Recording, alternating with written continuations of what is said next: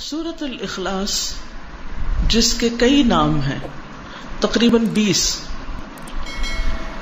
اور یہ سورت 1/3 قرآن کے برابر ہے، یعنی اتنی اہم سورت ہے۔ گویا اگر آپ اس کو سمجھ جائیں تو 1/3 قرآن آپ کو سمجھ آ گیا، کیونکہ قرآن مجید میں 3 طرح کے احکامات ہیں، 3 طرح کے علوم ہیں: توحید، احکام اور قصص۔ یا تو عقیدے کی بات ہے، یا پھر اللہ تعالیٰ کے احکامات ہیں جن پر ہمیں عمل کرنا ہے، یا پھر گزشتہ قوموں اور انبیاء کے واقعات اور قصص ہیں۔ تو اس صورت میں ایمان اور خاص طور پر توحید کی بات ہے، اللہ سبحانہ وتعالیٰ کا تعارف ہے۔ کچھ لوگ نبی صلی اللہ علیہ وسلم کے پاس آئے اور کہنے لگے کہ آپ ہمیں اپنے رب کا نسب بیان کیجیے۔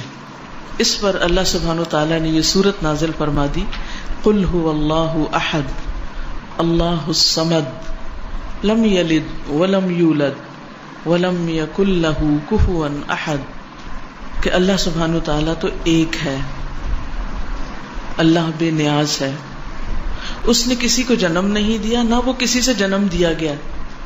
گویا جس طرح تم اس کو جاننا چاہتے ہو اس کی یہ پہچان نہیں، وہ تو احد ہے، ایک ہے، یکتا ہے، لا ثانی ہے، اس جیسا کوئی اور ہے ہی نہیں، اپنی ذات میں، اپنی صفات میں، اپنے ناموں میں، ہر چیز میں کامل، مکمل، پرفیکٹ، ہر عیب سے پاک، ہر شریک سے پاک، ہر مثال سے پاک، بیٹے سے پاک، بیٹیوں سے پاک، بیوی سے پاک، ساتھیوں سے، ہمسر، ہر ایک سے پاک۔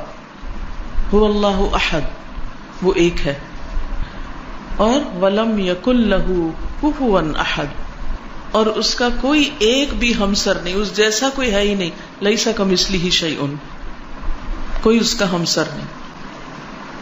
تو یہ اللہ سبحانہ وتعالیٰ کا ایک تعارف ہے۔ اس سورت کی اتنی زیادہ اہمیت ہے کہ نبی صلی اللہ علیہ وسلم اسے صبح فجر کی سنتوں میں سے دوسری رکعت میں پڑھا کرتے تھے، قل یا ایھا الکافرون کے ساتھ، پہلی رکعت میں وہ، دوسری میں یہ۔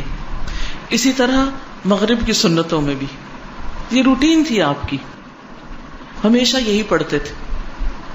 گویا دن چڑھے بھی اور دن کے غروب ہونے پر کی نمازوں میں سورۃ الاخلاص، اسی طرح وتر کی آخری رکعت میں بھی سورۃ الاخلاص، دوسری رکعت میں قل یا ایھا الکافرون، اور رات کی آخری نماز کیا ہے؟ وتر۔ رات کی آخری نماز میں، دن کی پہلی نماز میں، سورج غروب ہونے کے ساتھ کی نماز میں، ان سب نمازوں میں۔ بلکہ 2 صحابہ کے بارے میں آتا ہے کہ وہ تو ہر نماز کی ہر رکعت میں سورۃ الاخلاص پڑھتے تھے، ان کو اتنی زیادہ محبت تھی اس سورت کے ساتھ کہ وہ مستقل طور پر اس کو پڑھتے تھے۔ اسی طرح ہم دیکھتے ہیں کہ نبی صلی اللہ علیہ وسلم طواف کی 2 رکعتوں میں بھی اس کو پڑھنے کا حکم دیتے ہیں، آخری رکعت میں۔ پھر ہر نماز کے بعد،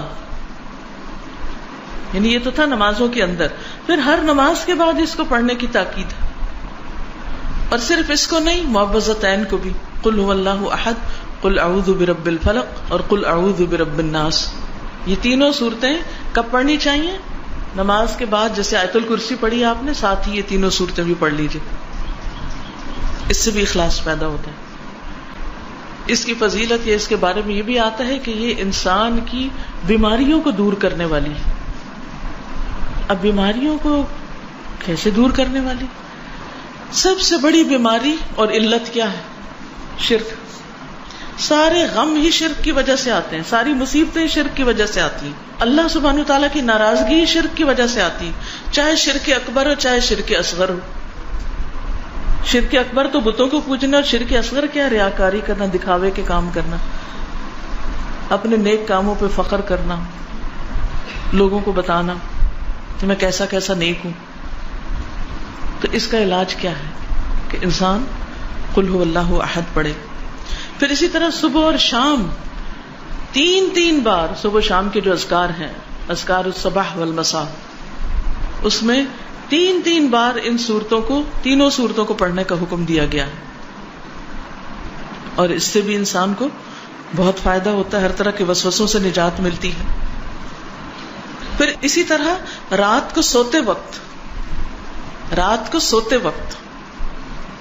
کس طرح پڑھی جاتی ہے؟ رات کو سوتے وقت 3 دفعہ. مثلا نبی صلی اللہ علیہ وسلم جو طریقہ بتایا وہ کیا ہے؟ ہتھیلیوں کو جوڑ کر اس میں پڑھا جائے قل هو اللہ احد، قل اعوذ برب الفلق، قل اعوذ برب الناس، یعنی مکمل صورتیں. پھر ہاتھ میں پھونک ماری جائے. پھر سر، اور سر کے بعد اگلے حصے میں چہرے، اور چہرے کے بعد جسم کے اگلے حصے پہ پھیرا جائے جہاں تک ہاتھ جاتا ہے. ٹھیک ہے، بازو وغیرہ سب کچھ جہاں جہاں آپ کا ہاتھ جاتا. پھر دوسری بار اسی طرح ہاتھ جوڑ کے قل هو اللہ احد، قل اعوذ برب الفلق، قل اعوذ برب الناس، سر، چہرہ، اگلا حصہ اور پھر پچھلا جہاں تک ہاتھ پہ.